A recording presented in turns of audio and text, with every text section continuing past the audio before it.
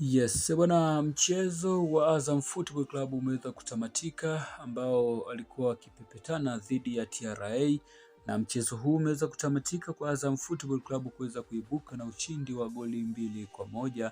Bwana, huu ulikuwa ni mchezo wa pili. Mchezo wa kwanza uliweza kutamatika kwa Young Africans kuweza kuibuka na ushindi wa goli 4-1 mbele ya Coastal Union, na huu ni mchezo wa pili ambao umeweza kutamatika muda huu ni Azam Football Club wakiweza kumkaribisha TRA United, na mchezo huu umeweza kutamatika kwa kichapo cha goli 2-1.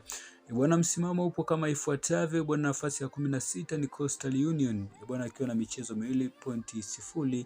Wa 15 ni Dodoma Jiji michezo miwili pointi 1, huku wa 14 JKT Tanzania michezo miwili pointi 1. Bwana, wa 13 ni Kagera Sugar michezo miwili pointi 1, huku wa 12 ni TRA United ambaye hii leo ameweza kuambulia kichapo cha goli 2-1 mbele ya Azam akiwa na michezo yake hiyo miwili akiwa na pointi 1. Bwana, wa 11 ni Pamba Jiji akiwa na michezo miwili pointi 1.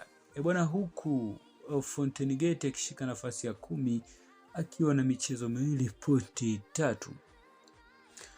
Bwana, wa 9 ni Namungo akiwa na michezo miwili pointi 3, huku wa 8 ni Mashujaa akiwa na michezo miwili pointi 3. Wa 7 Geita Gold akiwa na michezo yake miwili pointi 3, huku wa 6 ni Mbeya City akishika nafasi ya 6 akiwa na michezo miwili pointi 3. Bwana, huku wa 5 ni Azam Football Club hii leo mara baada ya kuweza kuibuka na ushindi mbele ya hawa TRA.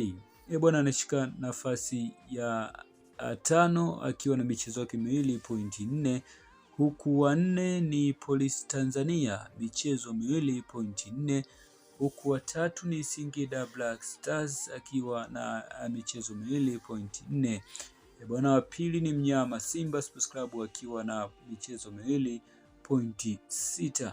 Bwana, wa kwanza ni Young Africans akiwa na michezo miwili pointi 6. Bwana, huu ndio msimamo wa ligi kuu Tanzania bara wa leo mara baada ya michezo miwili kuweza kutamatika.